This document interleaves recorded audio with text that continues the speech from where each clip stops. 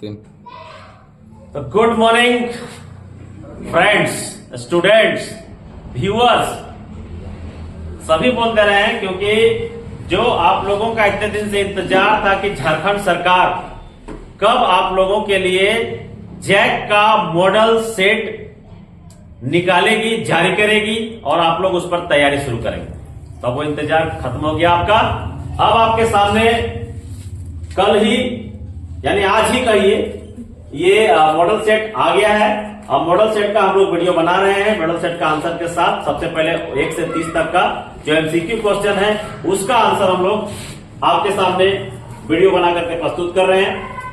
तो आशा करेंगे कि सर्वप्रथम वीडियो बनाने के उपलक्ष्य में आप लोग थोड़ा हमें लाइक सब्सक्राइब कर दें और ज्यादा से ज्यादा शेयर करें ताकि ये बहुत से स्टूडेंट के बीच में जाए जो ट्यूशन नहीं पढ़ पा रहे हैं, उन गरीब छात्रों के पास भी जाए और वे इस वीडियो को देख करके कुछ सीख पाए। तो चलिए शुरू करते हैं दोस्तों। सबसे पहला क्वेश्चन, जैक का मॉडल सेट जो है आपका 2025 का, वो मॉडल सेट झारखंड सरकार जारी कर चुकी है और वो आपका पहला क्वेश्चन है जो आपका 1 से 30 तक 1 नंबर का क्वेश्चन है, एमसीक्यू क्वेश्चन है। उसमें से 1 से 5 तक है, फिर हम धीरे धीरे आगे बढ़ते जाएंगे। पी एक्स बराबर एक्स स्क्वायर माइनस 27 के शून्यक है। इसका ऑप्शन है, ऑप्शन ए है 9√3, बी है 3√3, सी है 7√3 और डी है ±3। तो चलिए हम लोग सोल्यूशन करते हैं इसका। आप जानते हैं कि पी एक्स का शून्यक तभी होता है जब पी एक्स बराबर 0 होता है। आपके पास पी एक्स दिया हुआ है एक्स स्क्वायर माइनस 27 बराबर 0। आप इसको आप a square plus minus B square का फॉर्मूला में सेट कर दीजिए। एक्स स्क्वायर माइनस इसका जब फॉर्मूला ए बी स्क्वायर बनाना है तो 3√3 का स्क्वायर कर देना पड़ेगा बराबर 0। कैसे हुआ देखिए, √3 को √3 से गुणा करेंगे 3 तिया 9 होगा और 3 को 3 से करेंगे 3 तिया मतलब √3 को √3 से करेंगे तो 3 होगा और 3 को 3 से करेंगे तो 3 तिया 9 तो हो जाएगा 9 तिया 27। तो 27 को हम लोग बी स्क्वायर के फॉर्म में इसको हम सेट कर दिए। अब ये आपके पास फॉर्मूला आ गया X square minus Y square कर सकते हैं, A square minus B square कर सकते हैं। फॉर्मूला आपको पता है कि फॉर्मूला आपके सामने है x square minus Y square बराबर x plus y into x minus y. चलिए इसी फॉर्मूला में सेट करते हैं इसको। एक्स स्क्वायर माइनस 3√3 प्लस नहीं ऐसे नहीं, इसको कर दीजिए X plus 3√3 into x minus 3√3 A B plus minus equal to 0। क्या हो जाएगा, एक्स बराबर एक बार एक्स का मान हो जाएगा 3√3 माइनस में और एक बार एक्स का मान हो जाएगा 3√3 प्लस में। यानी कह सकते हैं इसका उत्तर जो हो जाएगा प्लस माइनस 3√3 होगा। आंसर कौन सा ऑप्शन होगा, 3√3 बी वाला ऑप्शन होगा। ठीक है, बी वाला ऑप्शन सही है। तो चलिए दूसरा क्वेश्चन में आते हैं। पहला क्वेश्चन थोड़ा लॉन्ग बताने के पीछे रीजन है, थोड़ा लॉन्ग बताएं। आप लोग इसको शॉर्ट में बनाने की कोशिश कीजिएगा, बहुत इजी है, शॉर्ट में बन सकता है। मान लीजिए इसको तुरंत लॉन्ग फॉर्म में शॉर्ट कर दीजिएगा। क्या करिएगा, ए स्क्वायर माइनस बी स्क्वायर का फॉर्मूला सेट कर दीजिएगा तो हो जाएगा एक्स स्क्वायर माइनस 3√3 का होल स्क्वायर कर दिए। अब आंसर निकालना बहुत इजी है। एक्स बराबर हो जाएगा ये a square minus B square formula में a plus b into a minus b, यानी डायरेक्ट आंसर हो जाएगा 3√3 प्लस माइनस दोनों में आंसर हो जाएगा। इस तरह से आप इसको बहुत ही शॉर्ट तरीके से बना सकते हैं। अब हम लोग थोड़ा सा दूसरा क्वेश्चन में आते हैं। दूसरा क्वेश्चन है आपका, यदि किसी बहुपद का ग्राफ एक्स अक्ष को 3 बिंदुओं पर प्रतिच्छेद करता है तो इसमें कितने शून्य होते हैं या शून्यक होते हैं। यहाँ क्वेश्चन थोड़ा सा गलत लिखा गया, कितने शून्यक होते हैं। आपको बताया गया है कि इस तरह से जो रहता है एक्स को जितना बार प्रतिच्छेद करता है, जितना बार प्रतिच्छेद करेगा एक्स को जितना बार प्रतिच्छेद करेगा शून्य की संख्या उतनी होगी। कितना बार प्रतिच्छेद कर रहा है, 3 बार कर रहा है, तो आपका उत्तर हो जाएगा 3। ठीक है, चलिए आगे बढ़ते हैं। अब तीसरा क्वेश्चन में आते हैं। 2 परिमेय संख्याओं के बीच कितनी परिमेय संख्या हो सकती है। आपको पता है 2 परिमेय संख्याओं के बीच अनंत परिमेय संख्या हो सकती है, क्योंकि आपको पता है कि 2 और 3 के बीच अनंत हो सकती है, होगा कि नहीं।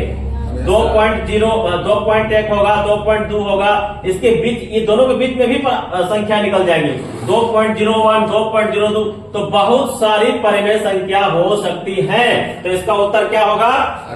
अनंत होगा। डी नंबर इसका हो जाएगा, ये नंबर। ठीक है, अब चलिए आगे बढ़ते हैं। दो क्रमिक सम संख्याओं का HCF क्या होगा? दो क्रमिक सम संख्याओं का HCF क्या होगा? तो सम संख्या क्या होता है? दो क्रमिक सम संख्या क्या होता है? 2 होता है, 4 होता है, 6 होता है, 8 होता है, 2 लेना है। तो 2, 2 और 4 लेना है। आपको पता है कोई भी सम संख्या 2 से भागा लगता है, पता है कि नहीं? तो 2 से भागा लगता है, तो कह रहा है कि दो क्रमिक सम संख्याओं का HCF क्या होगा? HCF मतलब होता है जो दोनों से कटे। तो आपका 2 होगा इसका उत्तर, क्योंकि 2 से ये भी कट रहा है, 2 से ये भी कट रहा है, 2 से भाग ये भी जा रहा है, ये भी जा रहा है, यानी कि 2 लगातार क्रमिक संख्या हो, कोई भी हो, कोई जरूरी नहीं 2, 4 हो, 6, 8 भी हो, 8, 10 भी हो, 10, 12 भी हो, कोई भी 2 क्रमिक संख्या होगा, उसका HCF 2 ही होगा। उत्तर क्या होगा? 2। सॉरी, मिस्टेक हो गया यहाँ पर।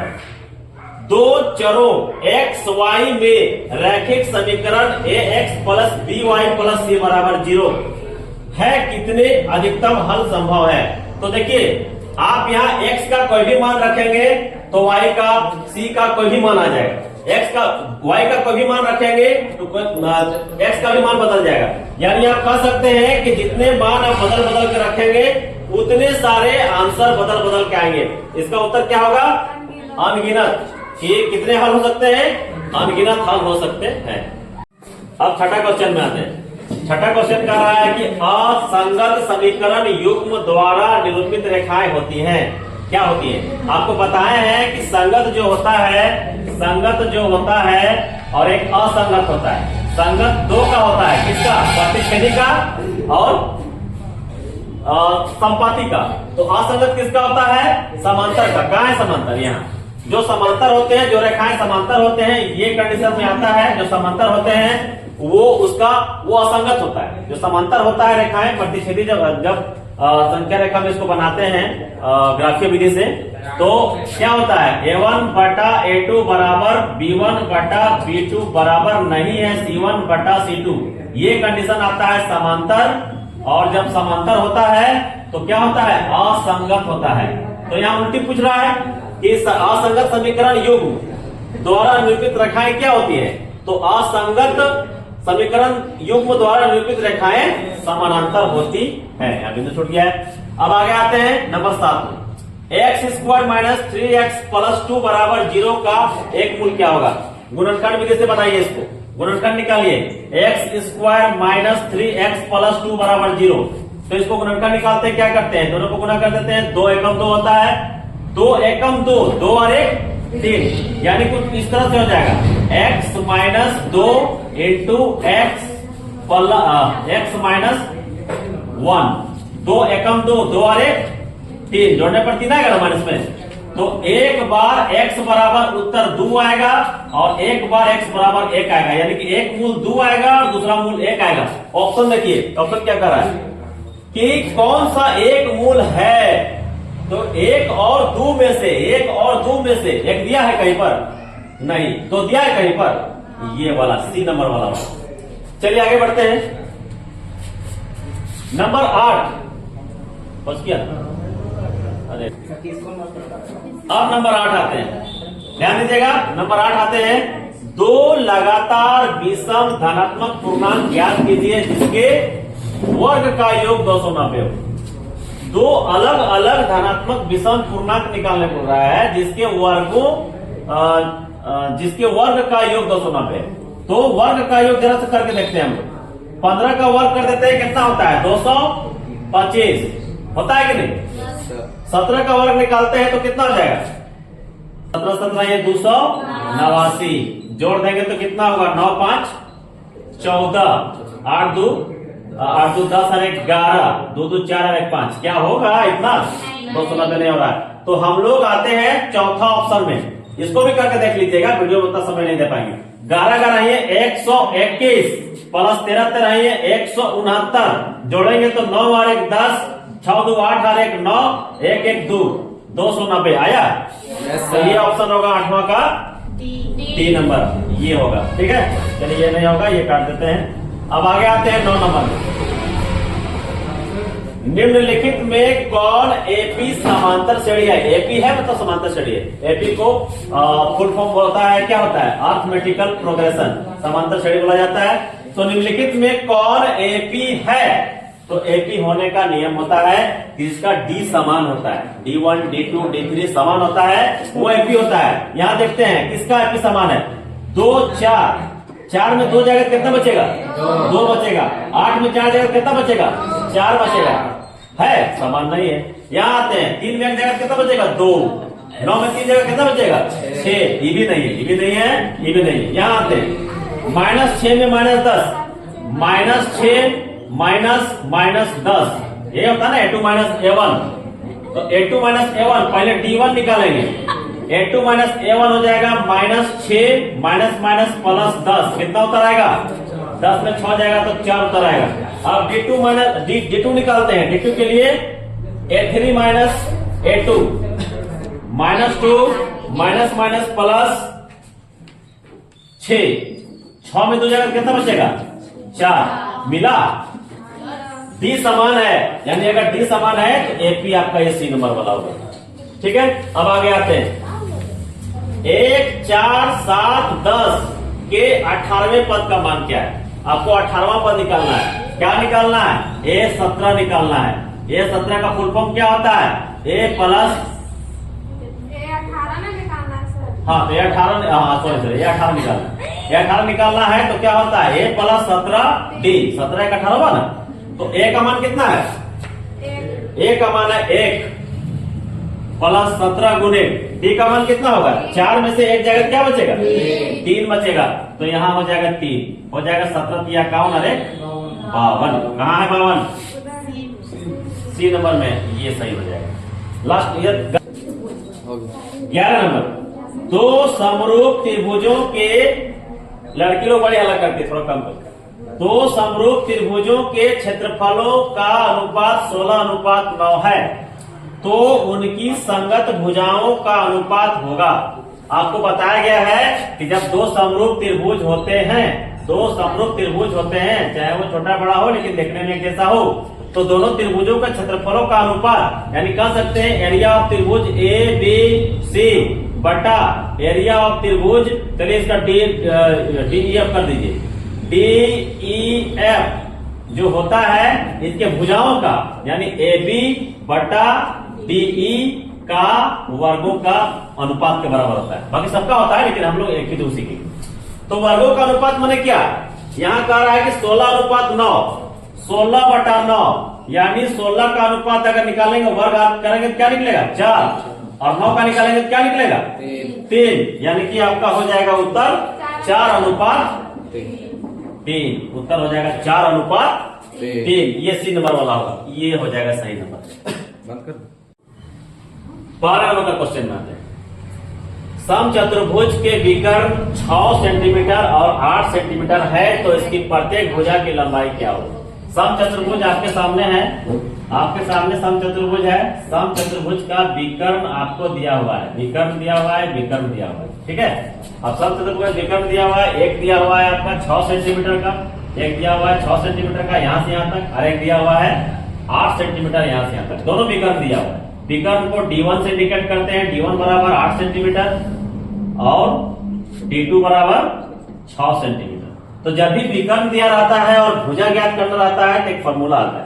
आप भुजा ज्ञात करने के लिए लिखेंगे फॉर्मूला भुजा बराबर 1/2 अंडर रूट D1 का स्क्वायर प्लस D2 का स्क्वायर। आप लोगों को बताया गया है, ये सूत्र है। अब आगे आते हैं 1/2 अंडर रूट D1 कितना है? 8 है तो 8 का स्क्वायर हो जाएगा। D2 कितना है? 6 है तो 6 का स्क्वायर हो जाएगा। क्या होगा? 1/2 इक्वल रूट ओवर क्या हो जाएगा? 64 और 6 का 36, यानी कि 1/2 गुना 64 और 36 को जोड़ देंगे तो कितना है? 100 आएगा। 100 को वर्ग निकालेंगे क्योंकि वर्गमूल है ना, वर्गमूल निकालेंगे तो क्या हो जाएगा? 10 हो जाएगा। 2 को 10 से काट देंगे, 2 बचे 10। 5 सेंटीमीटर आपका भुजा हो जाएगा। यानी ये भुजा कितना हो जाएगा 5 सेंटीमीटर। आपको पता है समचतुर्भुज बराबर होता है, सब हो जाएगा 5 सेंटीमीटर 5 सेंटीमीटर 5 सेंटीमीटर। समझे नहीं समझे? विकर्ण दिया हुआ है, D1 D2 दिया हुआ है, भुजा ज्ञात करना है तो ये फॉर्मूला लगा देंगे, फॉर्मूला याद रखना। फॉर्मूला में सेट कर दिए, इसको वर्ग तोड़ दिए, फिर वर्गमूल तोड़ दिए और 2 को फिर काट दिए, 5 सेंटीमीटर सर आगे। इसको एक तरीका से और बना सकते हैं, थोड़ा सा बता दे रहे हैं, ज्यादा इसमें ध्यान देंगे तो वीडियो लंबा हो जाएगा। इसको हम लोग जानते हैं कि समचतुर्भुज का विकर्ण एक दूसरे को समकोण पर समद्विभाजित करता है। तो यहाँ 90 डिग्री का कोण बन जा रहा है, यहाँ बन जा रहा है, यहाँ बन जा रहा है, यहाँ बन जा रहा है। इसको आधा आधा कर देंगे, 4 4 हो जाएगा, ये 3 3 हो जाएगा, है कि नहीं? तो ये 4 और 3 है, ये समकोण त्रिभुज बन रहा है, ये कर्ण हो जा रहा है, 4 3 5 निकल जाएगा। इसको पाइथागोरस प्रमेय द्वारा निकाल सकते हैं। ठीक है, तो जैसा आपको उचित लगे, सूत्र याद रहेगा सूत्र विधि से बनाइए, वो याद नहीं सूत्र याद रहेगा तो ऐसे बनाइए। चलिए अब नंबर 13, इसका क्या उत्तर हो जाएगा बताया हमने अभी 5 सेंटीमीटर। 13 कहते हैं 2 अक्षों के प्रतिच्छेदी बिंदु को क्या कहते हैं? आपको पता है कि जब हम लोग x और y अक्ष को एक दूसरे से मिलाते हैं, ये x अक्ष होता है और ये y अक्ष होता है, दोनों को मिलाते हैं, दोनों प्रतिच्छेद कहां करता है सो बताइए। मूल बिंदु में करता है, तो उत्तर क्या होगा? मूल बिंदु। आपका उत्तर हो जाएगा मूल, ये बी नंबर। आगे आते हैं नंबर 14 में, y अक्ष से 5 इकाई युग्म और x अक्ष पर एक बिंदु स्थित है, तो बिंदु P का निशान क्या होगा? सीधी सी बात है कि आपका इसी से बनाते हैं। बोल रहा है कि y अक्ष से 5 दूरी पर 5 इकाई दूरी, चलो यहाँ 5 रख देते हैं। ये कहाँ आया सो बताओ? x में आया ना जी, तो x में आया तो x में क्या हो जाएगा? 5 हो जाएगा। x में क्या हो जाएगा? 5 हो जाएगा। और y में कहा जाएगा? 0 जाएगा। अगर इसमें इस पर हम P नाम का कोई बिंदु बनाते हैं, जगह बनाते हैं, B बनाते हैं, तो आपका P के जगह में क्या हो जाएगा? 0 हो जाएगा। सीधी सी बात है कि अगर y अक्ष से दूरी 5 है तो x अक्ष 0 में ही होगा, सॉरी y अक्ष 0 में ही होगा और x अक्ष कहां होगा? 5 होगा। तो x की जगह में 5 डाल दिए और y की जगह में 0 डाल दिए। कौन सा ऑप्शन होगा? ये A नंबर वाला। आगे आते हैं, यदि साइन A बराबर 3/4 तो कोसेक A का मान ज्ञात कीजिए। आपको पता है साइन का उल्टा क्या होता है? कोसेक होता है, सबको पता है। तो साइन का उल्टा जब कोसेक होता है तो मान निकालने की जरूरत है ही नहीं, इसका उल्टा कर दो। साइन का उल्टा अगर 3/साइन का मान है 3/4 तो कोसेक का मान क्या हो जाएगा? 4/3। कौन सा ऑप्शन हो जाएगा? 4/3, ए नंबर। 16 में आते हैं, सेक A + tan A, थोड़ा सा पॉज हो गया। 16 नंबर में आते हैं, सेक A + tan A बराबर 1 - sin A बराबर किसके बराबर? ज्ञात करना होगा, थोड़ा सा लॉन्ग क्वेश्चन, ध्यान दीजिएगा।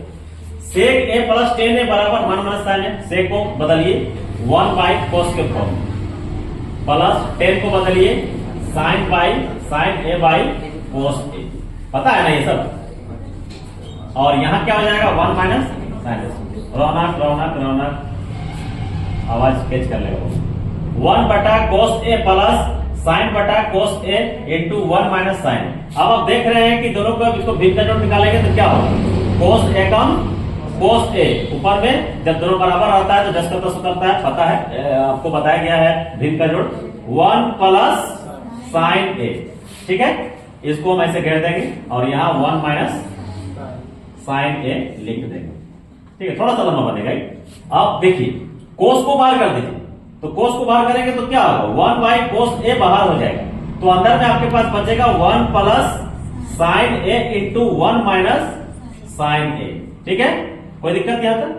1 + sin A 1 - sin A। अब क्या होगा?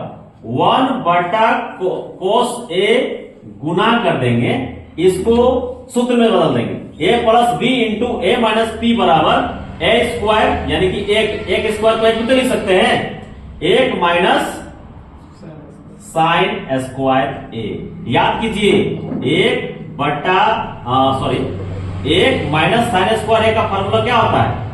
cos² A, और cos² A का मतलब cos A गुने cos A।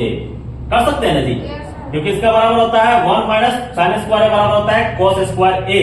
तो cos A काट देंगे तो आपके पास बचेगा cos A। 1 से गुना करिएगा तो 10 का 10 आएगा ना। कौन सा ऑप्शन होगा? cos A, बी नंबर वाला हो जाएगा। समझेगा नहीं समझे? वीडियो को पॉज कर, तो आप लोग पॉज करके लिख लिए होंगे क्वेश्चन के आंसर को। अब आगे बढ़ते हैं। यदि tan a बराबर √3 है तो a का मान ज्ञात कीजिए। आपको पता है, सारणी भी आपको पढ़ाया गया है कि जो त्रिकोणमितीय अनुपात होता है 0 degree, 30 degree, 45 degree, 60 degree, 90 degree, सबका मान पता है। तो आपको ये भी पता है कि tan 60 डिग्री का मान क्या होता है, पता है कितना होता है? √3 होता है ना। तो tan √3 में रिलेशन है कि नहीं? tan √3 का रिलेशन है कितना डिग्री? tan 60 degree. क्या आंसर होगा? बी। ठीक है, आगे बढ़ते हैं। जब किसी सीधे सीधे खड़े खंभों की छाया और उसकी ऊंचाई बराबर हो। देखिए खंभा क्या है? सीधा खड़ा है। ठीक है, खंभा सीधा खड़ा है और उसका जो ऊंचाई का छाया है, क्या कह रहा है कि जब किसी सीधे खड़े खंभों की छाया, सीधे खड़ा खंभा छाया बनेगा तो कहां तक जाएगा? मान लीजिए यहां तक जाएगा। बोल रहा है कि जब किसी सीधे खड़े खंभों की छाया और उसकी ऊंचाई, इसका छाया खंभा का छाया और खंभा का ऊंचाई दोनों क्या है? आपस में बराबर है। यानी कि अगर ये एक्स लिए तो भी एक्स लिए, तो क्या कर रहा है? तो कह रहा है तो सूर्य का उन्नयन कोण कितना का होगा? तो सूर्य यहाँ पे है, सूर्य यहाँ पे है, तो सूर्य का उन्नयन कोण कितना होगा? तो जाहिर सी बात है यहाँ क्या होगा? 45 डिग्री होगा। कैसे होगा? क्योंकि पता है आपको tan 45 का मान कितना होता है? tan 45 डिग्री का मान होता है 1 होता है। तो यहाँ पर जो आपका बन रहा है क्वेश्चन वो tan 45, क्योंकि P और B दिया हुआ है, P और B दिया हुआ है, तो tan 45 बराबर हो जाता है 1/1। काट देंगे तो कितना उत्तर आएगा? 1। तो बराबर है तभी नहीं कहा है। तो 1 किसका मान आता है? tan 45 का मान क्या होता है? 1 होता है। tan 45 का मान 1 होता है, इसीलिए आपका उत्तर हो जाएगा tan 45, ये 45 डिग्री। ठीक है, तो बाकी क्वेश्चन नेक्स्ट वीडियो में बताएंगे, अभी इतना ही।